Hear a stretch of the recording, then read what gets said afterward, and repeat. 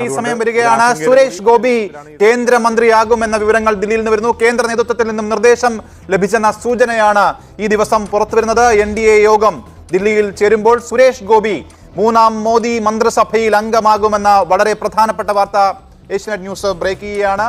ഇപ്പോൾ അല്പസമയം മുൻപാണ് സുരേഷ് ഗോപി പാർലമെന്റിലേക്ക് ഈ NDA യോഗത്തിൽ പങ്കെടുക്കാൻ വേണ്ടി എത്തിയത്. തൊട്ടു പിന്നാലെ കേന്ദ്ര നേതൃത്വത്തിൽ നിന്നും സുരേഷ് ഗോപിക്ക് ഈ കേന്ദ്രമന്ത്രിയാകുന്നതിന് വേണ്ടിയിട്ടുള്ള നിർദ്ദേശം ലഭിച്ചു എന്ന വിവരങ്ങളാണ് ഇപ്പോൾ പുറത്തേക്ക് വരുന്നത്. കേരളത്തിൽ നിന്നുള്ള ആദ്യ BJP ലോക്സഭാ MP എന്ന നിലയിൽ സുരേഷ് ഗോപിക്ക് അർഹമായിട്ടുള്ള പ്രാധാന്യം നൽകുമെന്ന് നേരത്തെ തന്നെ നേതാക്കൾ സൂചനകൾ നൽകിയിരുന്നു. ഏതായാലും ഇപ്പോൾ നിർദ്ദേശം ഔദ്യോഗികമായി തന്നെ സുരേഷ് ഗോപിക്ക് ലഭിച്ചു എന്നാണ് മനസ്സിലാക്കുന്നത്.